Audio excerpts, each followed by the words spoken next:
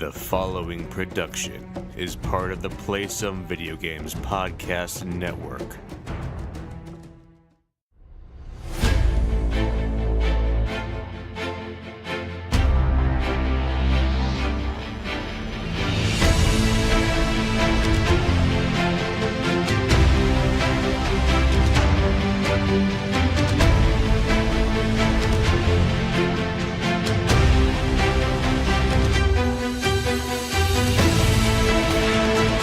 Greetings, Red Shirts, and welcome to Bored with Video Games, the gaming podcast that strives for the right balance of coverage for games you play on your table and on your television.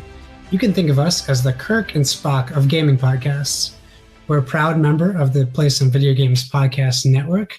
I am one of your hosts, Josh, and joining me on this co-op adventure, the guy whose logic balances my spontaneity, Kyle. Kyle? Looks like Kyle took his role too seriously and returned to Planet Vulcan. Don't come at me, Star Trek nerds. I can't keep up with the timeline of Vulcan was destroyed and or not, so you can keep those comments. Anywho, as we teased on Thursday, this is a very special episode of Bored with Video Games. We are joined by Dan, I'm going to say Machado, and I hope that's correct. Perfect. From Smart Iguana Games. Dan, welcome to the show, and how are you doing today? I'm doing pretty good. Thank you for having me. It's funny because I brought your game to the attention of the guys on the network, and never did I think we would be talking to you about this. I'll just say a unique board game, and we'll get into that shortly. We'll just cover some housekeeping, and we'll get into some what we've been playing. So, thanks for joining us again this week, guys, and you guys know how to find us. Send your feedback, questions, comments. Fan fiction, as Kyle has been requesting, to boardwithvg@gmail.com. We're on Twitter and Instagram as the same. And if you want to communicate with us some more, drop into those DMs. And make sure you're getting us the Dice Tower Awards prediction picks, please.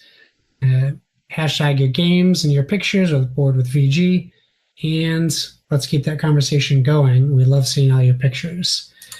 We're going to do that's a brief housekeeping because we're going to jump right into board games that we're playing. And typically I start, but because I'm hosting, Dan, have you been playing any board games recently? I have been playing a lot of board games, especially Gravity Warfare. You know, I got to play that. I got hours and hours of experience. But there are a lot of games that I've been playing, a lot of new ones, which are always exciting to see how they work out on a mechanic with a specific theme and things like that. Sure. Anything that, what can you think of as like the most recent that you played that isn't Gravity Warfare? We played Ex Libris, if I'm saying that right. Yeah, and that just won Best Card Game, I think, at Origins. At Origins. Is it about books, libraries? Yes, it's about a library. It's a pretty cool game. You're a librarian who are trying to collect these books, which are the cards, and there are several books in the card, several types, and you're just trying to collect in alphabetical order and build a shelf with all your cards. And ones that are not in alphabetical order, you lose the points and blah, blah, blah. But it's a really cool game. It's a really nice, sorry I'm not giving the perfect pitch for that game.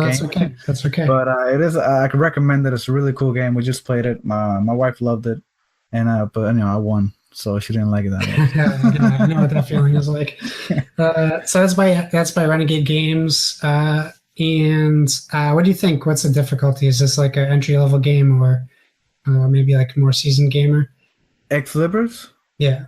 Well, they do have a with the player cards, there's a one side with an ability and the other side without ability. So you can play as a first timer, everybody without the abilities to reduce like that level of complexity of using an extra ability. But we played it with the abilities and it was just fine. I think it could be as a medium introductory. It's not the easiest game, but it's definitely not very difficult. As you play the game, you will see the difficulties in building the shelf perfectly so that not only you're in alphabetical order, but there's another level to it where there are cards with the same letter, but they have numbers on them. So there's 1 through 10 or 1 through 5.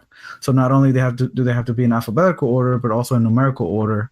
If you have more than one A, they have to be in also numerical order. So, I mean, it's decent. It's really the difficulty is not that bad, so I recommend it. Nice, cool. So definitely a game that we've been looking at. We were looking at it at PAX Unplugged, and there was too long of a line to even play it. So Yeah. it's definitely on the wish list. Yeah. So for me, we recorded yesterday, which would be we recorded on Wednesday. So when you're listening to this, it'll be a few days ago. But we talked about some games that we played recently, like Century Spice Road. It's a good one. And My wife loves it. She wins every time. yeah, we started with Gollum edition, which was kind of backwards, but we loved it so much we really wanted to get just for the art alone, get the original version of it. But we recently we played Muse. Have you heard of Muse? I have, but I think I've heard of 2 Muse games. Okay, so it's essentially like it's kind of like Dixit meets a more social party game. Okay. I know Dixit could be a party game, but you have a deck of cards that is full of very nice art, and they're about the same size as Dixit cards too. And then you have a smaller deck that you shuffle, and it has like things you have to do, like what was the last one? Like a non-fictional piece of clothing. And what you would do is, when we first played it, it was just my wife and I, and it's really not meant to be played for 2 players, even though there are rules for it. It's definitely for parties. So we played it with 6 people more recently. And you split the teams in half, and what you do is you draw 6 picture cards, and you draw 2 rule cards. And the opposing team picks, so the team that's playing picks a player that's going to do what they have to do. The opposing team actually picks the image card and the card they have to use to, one of them might be like whistle a song, or use a hand gesture to describe the card. So then you'll give the opponents the challenge card, I'll call it, and then they get to see the card that they're going to act out for their team, and then you show them the other 5 cards, and they show the whole team the cards. So they have to guess based on the 6 images which one was their original clue from. So like the first game we played, it was like pick a color, and there were like 4 cards that had blue on them. So we were hoping like, and they did say blue, and then that team had to kind of figure out of the 6 cards which one was the blue card. What was the pantomime for blue? In that case, they just had to use a color. They didn't have to pantomime it. It's not my favorite game, only because people didn't seem to be enjoying it as much as I was, I guess. Okay. So I think you have to find like the right balance of party games. If not everyone's enjoying it, it's kind of tough to bring that back to the table. But I'll try it like with family, like on holidays, because they're a little bit more, they're not into the hobby as much. So they kind of, I feel like they might be more into like fun, kind of not so serious kind of games. So we'll see. It also could fail terribly too. So you never know how that's going to go when family gets. Yeah, I mean, there's always different opinions and different tastes for games. Yeah, because we still can't teach my aunt code names, so I don't know. We might be hopeless for teaching them games. All right, so that's our tabletop. So we don't even know, Dan, do you play video games, and what are you playing if you do? I do play video games. I mean, I'm not a video gamer that much, but I do love zombie games. I think the game that I've played the most, and I think the only game, well, not the only game, I do play Left 4 Dead a lot. I do like shooting the zombies, and especially with the co-op and playing with other people where they're the zombies and you're the survivors and you're fighting each other. Yeah. It's really cool, and I enjoy it thoroughly. But I have played other games that I also enjoyed. Diablo, I'm a fan of Diablo. Okay. And Age Origins. Age of Origins? Or Age of Empires? Oh, Age of Empires is another one, but no, it's Age of Origins or Origins? Dragon Origins. Oh, Dragon Age. Dragon Age. That's what, Gotcha. I gotcha. yeah, Dragon Age. It's Yes. Dragon Age Origins. That's what the title is. I'm crazy. But yeah, Dragon Age I played. It's been a while since I played that one. But I do like those games. Dragon Age was pretty cool in the way that it slows down and you play as each character for their turn. It's pretty cool. Nice. So yeah. Now that you mentioned, do you play Age of Empires? I was thinking about picking up the remaster on Steam because it's on sale. But back in the day, that was like it was Age of Empires and Command and Conquer. Those were our games. Like in a house where we used to have 2 computers. Like my brother would go in one room and he'd be building his empire, and I'd be playing against him in the other room. Yeah. So yeah, I love the Age of Empires series, and I think it's long overdue for a new one. They have it on sale on Steam. What a bummer! Yeah. I just bought it like 2 months ago. I don't know about discount. It might be. Yeah, I swear, I love this game. I love Age of Empires, and for the longest, I thought that game just died. Nobody played it anymore. It's old, and I just, I never heard of it anywhere. Not on the video platform, so I just never heard it. People saying it, just probably just it died. But I found a YouTube channel, T90 Official. I was like, oh, they play Age of Empires, and I click it. I was like, oh, these are cool old videos of the guy, just talking about the game or commenting on the game. And look at the date. That was like yesterday. Like, there's no way. And they have like 30,000 views. It's incredible. Like there's still a community, and I love it.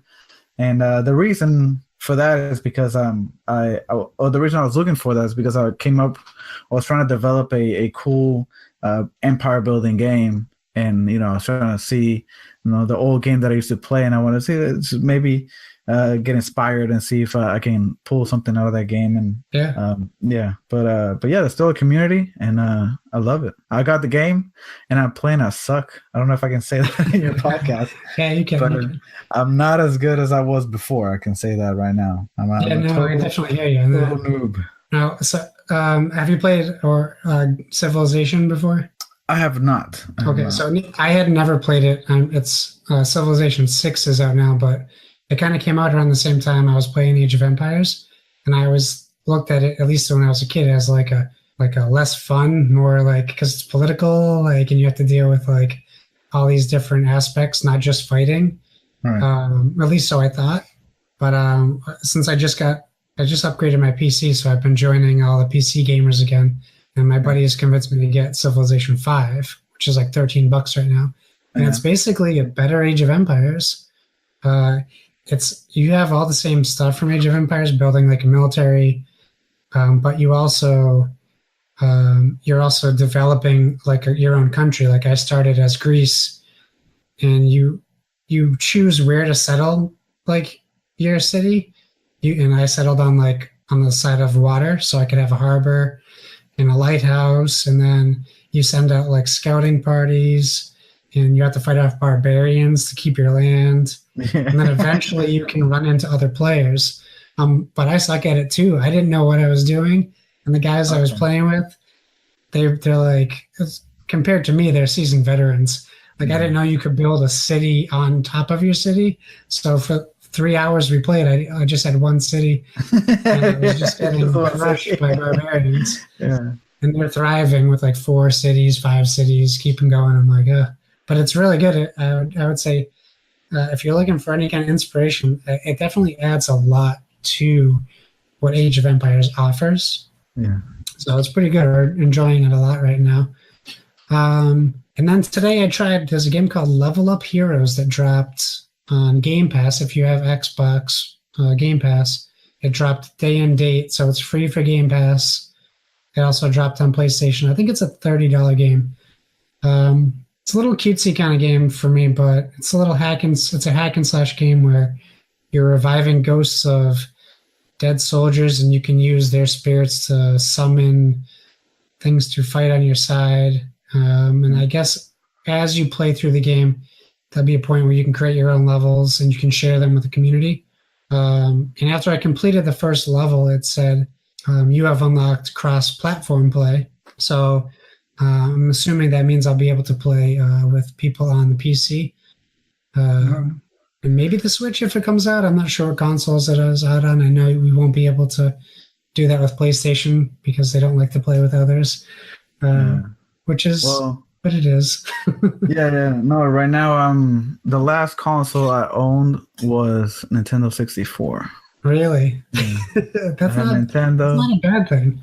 No, it's a great console, and I have one, and I have a couple games, Super Mario, of course, but I'm trying to get Super Smash Brothers, which is, who doesn't want Super Smash Brothers? Yeah. But that's for reminiscing and for the nostalgia of having that game. I think we're a couple of weeks out from an announcement of the Mini for that. Yeah? Yeah, I think that's what they're doing next. That'd be cool. But no, I'm definitely a PC gamer. I can't do the joystick, the double joystick. I'm done. If you give me a joystick on the Xbox, I'm the guy that everybody's making fun of because I'm like looking up and spinning, and I can't do the double joystick. I can't do it. Yeah. Meanwhile, I have my Xbox controller plugged into my computer, so I'm the opposite.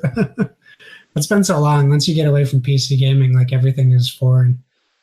Yeah. No, but I tell my friends that, I'll kick your ass in Xbox or PS4s. I know you're not. Just give me a keyboard and a mouse that I can plug into that console. You'll see what's up. That's right. I know. I mean, we're not too far from. I think you can use a keyboard and mouse on the Xbox now. Yeah. So we're getting there. It's all going to become one thing eventually. Yeah. But I heard that this guy, you can't connect with Xbox and PlayStation and computer because of a code or whatever. Yeah. And apparently this guy hacked into the mainframe server or whatever and took away that code, and everybody could play together, like Xbox and PS4 and PC. For a minute. Yeah. That lasted like a month, and like rushing to fix it. It's like it's fixed. It's like this is perfect. Why are you trying to take this away? Yeah, some dude flipped the switch, and then Sony was like, "Whoa, flip that switch back! What are you doing? We can't have that." I give Sony grief, but they're doing it for a reason. They need to make money. Yeah. I mean, everyone does. That's what we're in it for. Well, not me. I'm not in it for money. But enough about video games. Let's move on to the big topic of the show, the whole reason why we have you here. And since we have this excellent opportunity to talk to Dan from Smart Iguana Games, it seems like that's what we should do. You have a crazy, in my opinion, unique game. If you are on Kickstarter, if you just go to the search bar, Gravity Warfare comes up. And you guys are killing it right now on Kickstarter. So we're just so Kyle and I have some questions, and we're just gonna go through them and we'll chat on it. And if we don't have anything more to say, we'll move on and we'll see what we can fit in. Perfect. I haven't started a recording time on this, so who knows how long we've been recording. We're just gonna keep on going. All right. So let's start with the first question. Seems like the obvious one. How and when was Gravity Warfare conceived? All right. Well, Gravity Warfare was developed in the last couple of years, but my dad had actually come up with the idea when we were kids back in 2003, 2002. He says he dreamt it one day on the couch, and he just got up, and he's a master carpenter. And we have a wood shop, and he just got his tools, made this little wooden prototype of a game with a self-balancing platform, and then we would put in wooden chips on it or rocks sometimes, and it was pretty cool. It worked the same, and we had a bunch of fun playing it. And it got put away, as you can see we made a little video of the family history for the game itself. If you look up on YouTube, it's Gravity Warfare: Our History, or Our Story actually. And you hear the whole story, but it was pretty cool that he found it some years later, or just recently, 10, 15 years later, he found it, and then he brought it over to the house. Like, oh, I remember that game. It's pretty awesome. So we started playing it. I was like, we should try to work on it and make it like an actual game with the cards and depth, and that's what we have now. It's a pretty cool game, and everybody really enjoys it. That's awesome. I mean, you don't hear about something like that happening very often. I can tell you in my basement, there's nothing constructive. It's a totes of baseball cards. So that's pretty huge. And that must be awesome having like your dad, like basically be like the inspiration for your game, so to speak. Yeah. I mean, Right. he's a driving force. I mean, he definitely came up with the game. He came up with the balancing mechanic, which is patent pending at the moment, and which is it makes it perfect. We had an issue with the platform where if it was fixed, the pivot point where it balances, uh, the platform had to be perfectly made. The injection molded or the wooden board had to be perfect because even a quarter of a gram off on one side, it'll just tilt and it won't be balanced. So we found a pretty good mechanism to resolve that issue. And it's doesn't matter how imperfect the board is, we can have it 100% balanced. That's incredible. Yeah. Well, that's great. Awesome. So that's let's see. So what do we have next? We have so have there been any significant changes to the game? So from what you besides what you just kind of covered with the balancing, what's the biggest like changes you've had from when it was pulled out of the basement to like where we are now? Significant changes. The only thing that stayed was the shape of the board because my dad really liked it. And but the one I have it here somewhere. I know. I wish I could show you. But it's a podcast. The listeners won't be able to see. Yeah, we can't see. Sorry. Okay. But it was small, maybe 8 inches or 7 inches wide, and maybe 4 inches off the table. And you put these 3/4 or inch discs, and you put them on, and there's a big wooden die that he made. That was it was fun because it was almost as big as a platform. It was pretty big for us when we were kids. It was big in our hands. Yeah. And we thought, it's green, so we put it on the green area or blue area. It's just colors back then, and it was just that simple. You roll the die and you put your chip on the color, and then you try not to make it fall. And whenever you did make it fall, you lost. But it changed a lot. We have cards, which are the challenges that you use for people. And we have events that you can use to influence the game. We have defense cards. Then there's abilities or hero cards that you use. And there's double-sided. So one side of the platform is a mothership. The other side is a space or planets. And you have separate dies for each side and a die for the troops. So you're not putting wood discs. You're just putting 3 different types of troops or pieces, which are tanks, starfighters, and spaceships, which are all different size. But the cool thing is these pieces are designed to stack together, so you can put them on top of each other. It doesn't matter the color. You can just put them on top and stack them for points. So if you stack more on top of each other, it makes it a lot difficult, but you get rewarded. So great. So this is like this is a dexterity game, right? Yes, it's mainly a dexterity game, but we went the extra mile to try to add the complexity of card management because you have the cards and there's only certain ways that you can get more, and the strategy of using your cards in the perfect timing. Because if you just start throwing cards at players, they may not have the full effect. But if because you can all talk, there's always table talk, and the game encourages you to talk and conspire with other players to try to make the active player lose. And I'm going to put this. Oh, you make a spin, and I'll make this, and then you use chopsticks, and then he has to do all that. So, but you got to be careful because then there's going to be you that's going to be conspired against. So, yeah. Awesome, great. Okay, so this was my question. I think so. Some of these questions I had Donnie ask you. For the listeners, Donnie and Dan did an interview at MomoCon, and Donnie, well, the audio wasn't great just because of the show floor and all that stuff. So this was a question that I wanted to ask you and that I wanted to comment on afterwards. But what was the reasoning to choose Kickstarter instead of looking for a deal with like a large publisher? The reasoning behind us getting or wanting to go Kickstarter is because we created this game and spent so much time in developing it as a family because we all had a big part in it. My sister, she's the artist. She made pretty much all the art in the game. My brother, he's a 3D designer, so he designed all the pieces, the cabin, everything in the game pretty much. And we didn't want to just let that go. That was an idea, and we're kind of still open to that idea because we're open. There's nothing more to say, but we're open to the idea. But when we're speaking with publishers about giving them the game and getting royalties for making the game, it wasn't that impressive, or we wouldn't be able to even recover what we've invested in developing this game. So it wasn't really that attractive for us to give it to a publisher, because this is a really good idea and it sells by itself. Yeah. And so we decided to just create a company and dive into this business and get into board games, try to do it ourselves. And you know what? Even if we're already successful, but it takes a lot to continue with the company, and we learn. We've definitely learned since our first Kickstarter that we launched and had to cancel. We learned a lot, and this one is a lot more successful and got all the kinks out. So it's a really learning experience. Cool.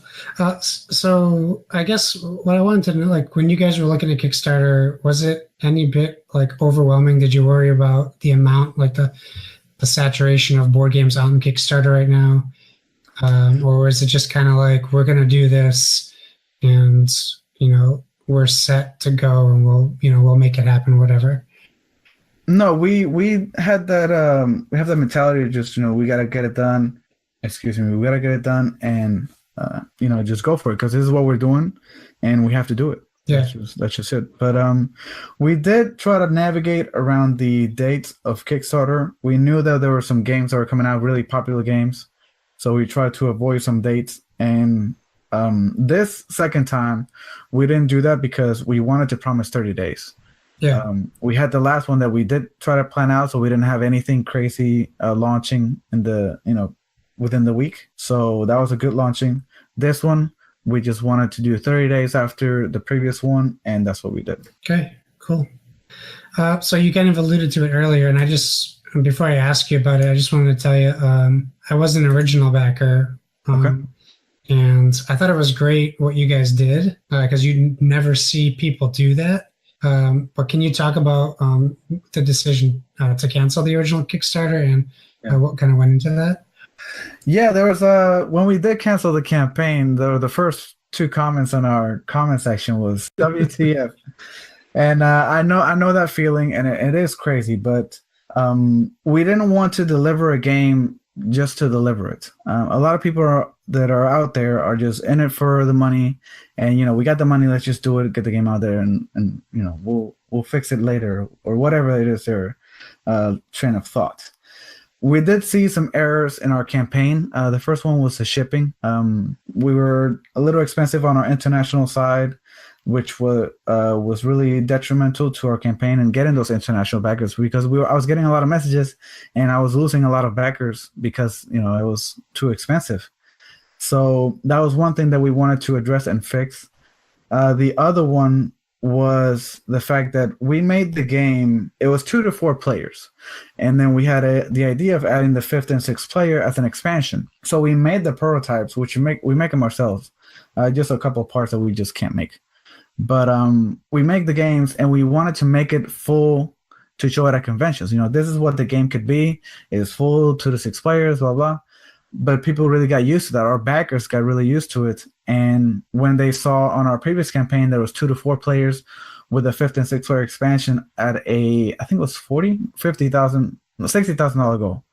5th and 6th player at the $60,000 mark. And we did have an incredible start, but we did hit kind of a roof in the middle of the campaign. And the question started lingering whether or not we were going to get to 60,000. And that question started to come up in the comments, which is understandable. People really want the 6-player expansion. But that was actually causing us to lose backers, because some people were actually not pledging because we weren't at that level yet. Yeah. And we were losing some backers because they didn't expect us to get to that level at the end, and they wanted the 6-player expansion. Right. So we saw that a couple of days where it was really bad numbers for the campaign, and we just decided to, let's just put some brakes on here. Let's just reset. We're gonna offer the game like you guys wanted, because we want to give the backers what they want. Shout out to my backers. Thank you for supporting us. I know you guys will listen to this, maybe in a couple of days, but I really want to make you guys happy, and that's why I decided to cancel. I did not think that it was gonna be a big deal, since we wanted to, if we're going to reset, we're going to fix all this really quick and they just launch in 30 days. So it's not that much of a big delay. It's just an inconvenience, hopefully. But I think it worked out. We Nice. canceled it, and we wanted to make our backers happy. We restructured the campaign to make that happen, and we launched in June 20th, 8 days ago, and we're already at around 36,000. So that's better than last time, I think. Yeah, no, it's great. I think that that's rare. I don't think you see. There's a lot of nightmare Kickstarter things out there, and I know a lot of people get upset about the shipping, especially like if you look through a lot of comments on Kickstarters, the international crowd is getting charged a lot. So it's nice that you guys kind of saw that opportunity to fix it. Obviously, it was a business decision, but you're going to make a lot of people happy by making it easier for you guys to get your games into people's hands. Yeah, it's definitely a couple bucks cheaper here and there. There were some countries that weren't even included last time, and this time they are included, and they're less expensive than last time. Yeah. But there's always that section of rest of the world that always ends up being too expensive. But there's really not much we can do at that point. Right. But yeah, I think the campaign is looking much better. We have not only that we find better shipping deals, but we as a step forward or going the extra mile, we decided to, if you're gonna order, you can order 1 to 3 games in the cluster pledge, and we won't charge extra shipping. So you will only pay shipping for the cost of 1 unit, and you can get up to 2 units added to that at no extra shipping cost. That's great. So, yeah. Awesome. So you're right in the middle of your Kickstarter campaign, right? So my question is, how does that affect you in your daily personal and professional life? It's time consuming. It takes a lot of planning ahead of time, and even during, you have to be flexible and adaptable. Some things change, ideas start flowing, and you want to make some changes here, changes there. Like last time, a lot of people were surprised that we canceled because they expected us. We were funded, and some people were like, "Well, I think you're gonna hit 60."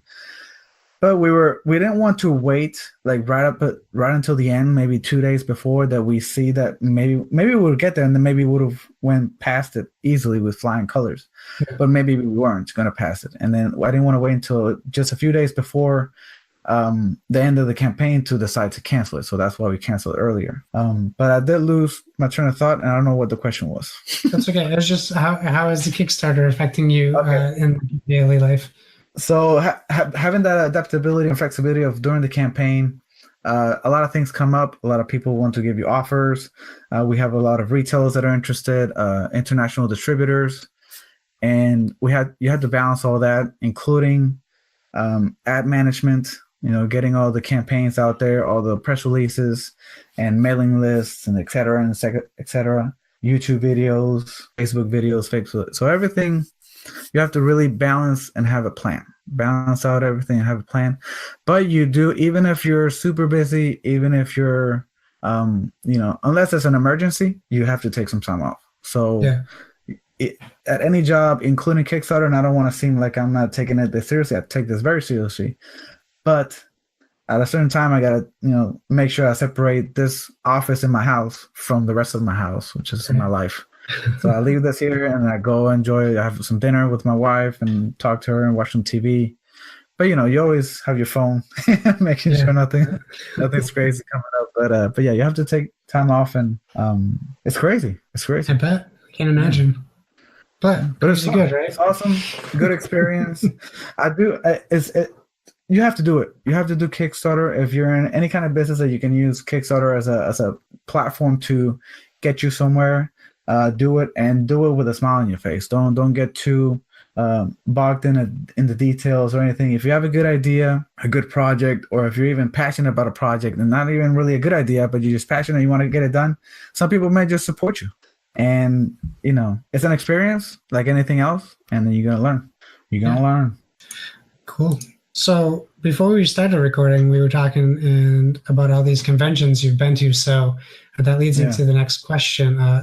The game has a table presence and it draws a crowd for sure. So how has it been demoing the game, going to all those cons, and what's the feedback been from the people experiencing the game? Oh, the feedback has been amazing.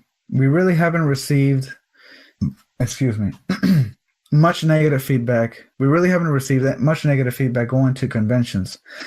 Even in the early days, we did go to Dice Tower. Dice Tower was our first con, like I mentioned before.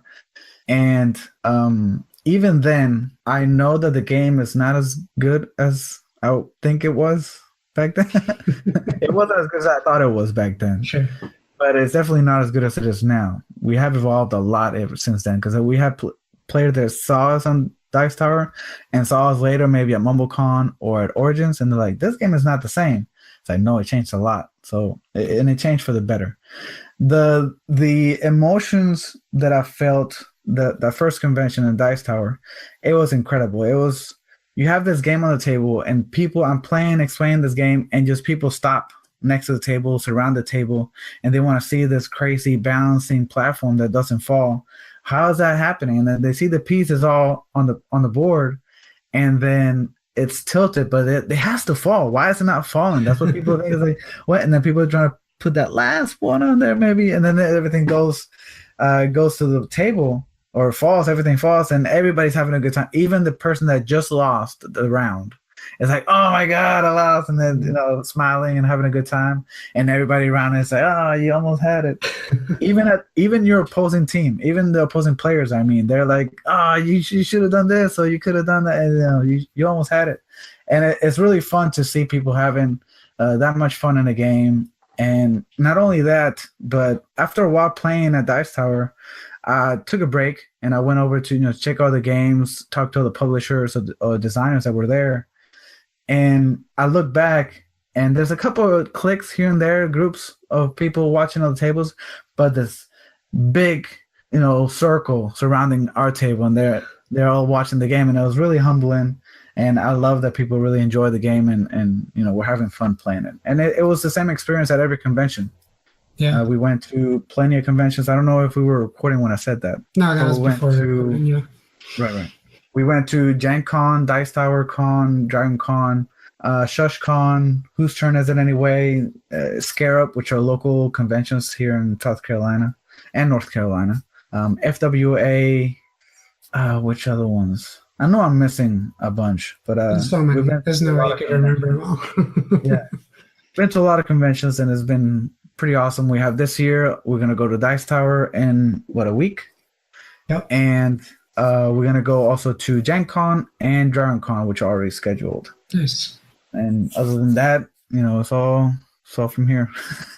No, that's great. That's awesome. I would say for anyone listening who hasn't actually seen Gravity Warfare, do yourself a favor and go check out that Kickstarter page, because I promise you've never seen a game board, never mind the game, just a game board like this. So it immediately catches the eye, which is what drew me to it right away. So we had this idea. Oh, BGG Con is another one that we went to. Oh yeah, I got BGG.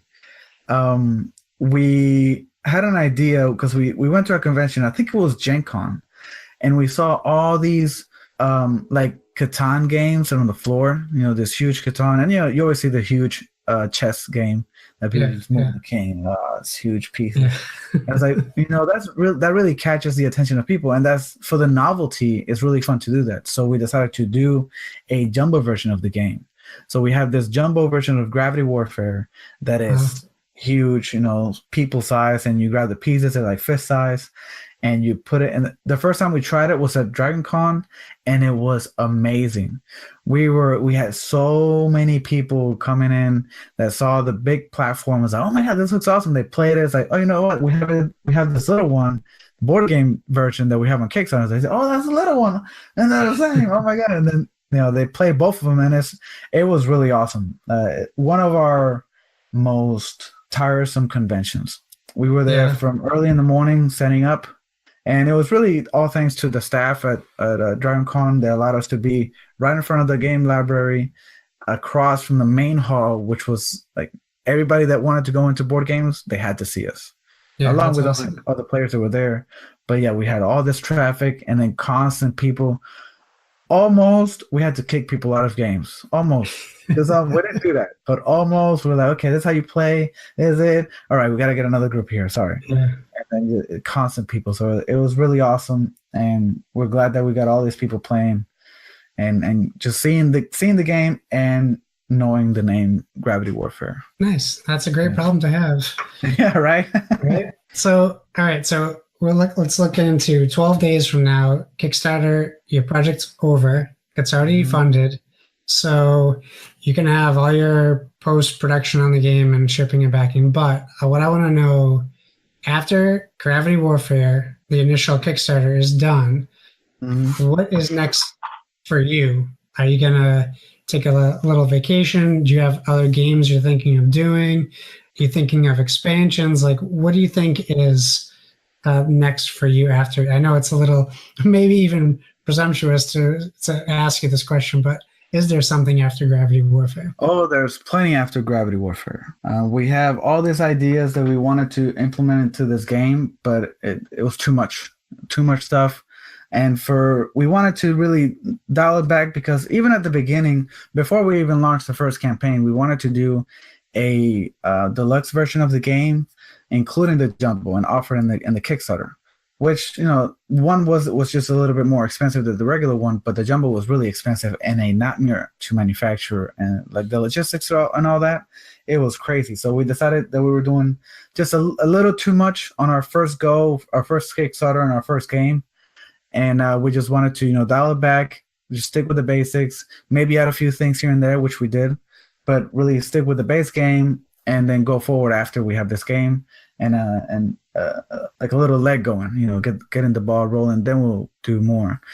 But yeah, we have every now and then we're just sitting around watching TV or eating something. I get my ideas mostly from driving to conventions. I'm driving all the time and I hate it. I hate driving with passion. But I pass the time talking to my wife and my dad and my mom, which we were always driving together. And I come up with ideas for games in the drives, and that's how I came up with most of the ideas for the future games of the company. I have about 21 titles, ideas that I'm working, and there are 6 or 7 that are actively being worked on. I have them right here in this little cigar boxes right here. This is one.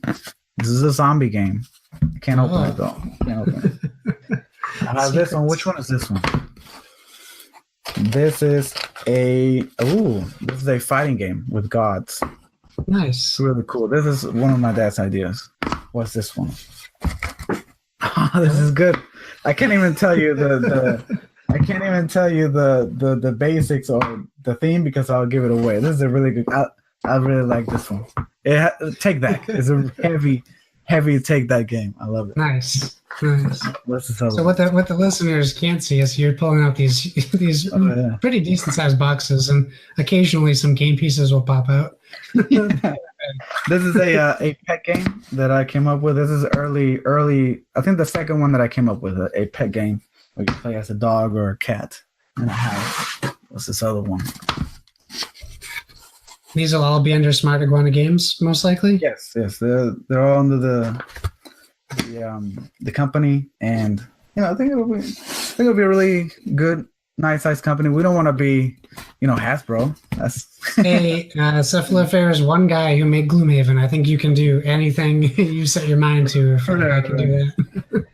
But yeah, I really enjoyed ever since we went through Gravity Warfare, or the process of getting the ideas, building the game, developing it, and making it into what it is right now. I really love it, and especially because this is such a great game to have on the table, and the fun the fun that creates for people, or that fun that it gives people. I want to make that happen more. I want to make other games that people are playing like, oh my god, what, just ecstatic, or a lot of emotion in the game. I want to create that as much as I can, just to have people have fun. Yeah. So that's what I want to do, and that's where I want to get to with these games. That's great. You literally blew my mind with all that stuff you have ready to go and all those ideas. So that's incredible. So as we're kind of wrapping up. I guess the question to you right now is there anything else that you specifically want to tell the listeners or even me about Gravity Warfare or the Kickstarter for Gravity Warfare so we can make more people know about it? Well, yeah, Gravity Warfare was a project that was created by a family, by a father of 6, I might add, 6 of us, which was crazy. Yeah. And, you're supporting a board gaming fun family that really wants to get this game out there and help you enjoy what we enjoyed when we were kids, and even more, because this is a much better game than what we played when we were kids. But this is a really fun game, and we put our heart and soul into it, and we just want to get it out there. We want to see it in the shelves. We want to see it in video somewhere, people playing it, having a good time, taking selfies or whatever. I would want to see this game being brought out at libraries, at conventions. Oh, I want to try that game, Gravity Warfare, and I see that little floating platform on a table back where it's like, oh, that's awesome. That's my game. It'll be really great. Awesome. Well, I think you're definitely well on your way for that, for sure. So that being said, we didn't have any listener questions because we didn't put any out for the people to jump on. But I want to thank you, honestly. This is so awesome. You're our first non-PSVG interview, so this is big for us. So we're thrilled to have you. That being said, let our listeners and eventually your game players know where they can find you. Feel free to plug whatever you want: Instagram, Facebook, Kickstarters, whatever. Okay. Yeah, find us on Kickstarter right now. That's our big ticket item right now. Please visit our campaign at Kickstarter. Just look up Gravity Warfare, and then you'll see us, and you'll see my face explaining the game and where we come from. But yeah, like us on Facebook. It's really awesome. One thing I do want to add is you should look up, if you're a board gamer, and if most of your audience are board gamers, look up this app called Game 4, GAMEFOR, Game 4. It's an amazing app that you can find people anywhere. You just look up, it's like by area. You look up people that are playing a game, or you can post a game that you're looking for players. If you ever find yourself looking for players at a convention and you can't find players fast enough, or if you're looking for a game that you're just bored and you want to find a game, but everybody seems to have a game going on and they can't really set you in, this app is really awesome to have. You can post a game that you have that you want to play, and you're waiting for people, and people just show up. Hey, I want to join that game, and then you find players immediately. Or you can find people that are looking for players that you can't really see in the sea of tables and people playing. Yeah. You can see this. Look up this app. Find a game and just be on your way to playing a new game and meeting new people, which is really what I want to do. Every time I go to conventions, meet new people, make new friends, and just bring the community together. Awesome. Well, I just downloaded it myself. So now I know about it. Yeah. It's a great app. It's a great idea. I met these guys at Origins just a couple weeks ago, 3 weeks ago, and the whole premise of the app is amazing. I find myself in that predicament every time I go to a convention. I take a break from playing Gravity Warfare because I have thousands of hours playing Gravity Warfare, and I want to take a break, play another game, and it just seems impossible to find an open game that you can join, and it's almost intimidating for some people to just walk up to a table. I do it because I'm really open and extrovert. I like talking to people, but for some people it might not be, and you can find this app. Find a game. Oh, I want to join, and you reserve your seat, and then you just walk over to wherever they're at and play with them. Or, like I said, looking for other players. So it's a really cool app, and I love what they're doing. And anything that helps bring the community together, board gaming, I'm for it. I'm on it. Well, if you come to PAX Unplugged, we'll play some games with you while we're there. All right, that'll be great. Keep that on your radar. It's going to be big, I think, this year. Yeah. Cool. So my plugs, just in case we have some extra listeners, maybe, you can find me on Twitter at Josh Bones, Instagram. Really just want to follow our Board with VG on Instagram. That's where I post all my gaming, board gaming pictures, and occasionally some video game pictures. But I want to thank you guys for joining us, and remember, never stop gaming. All right.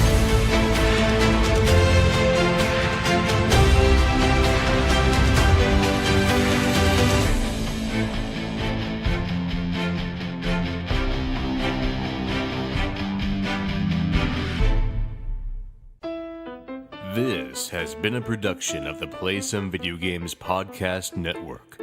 Find more great content at playsomevideogames.com.